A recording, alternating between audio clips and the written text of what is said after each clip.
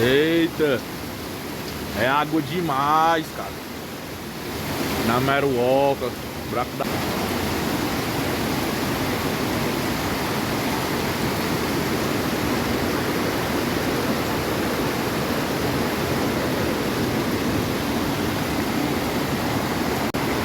Segunda-feira.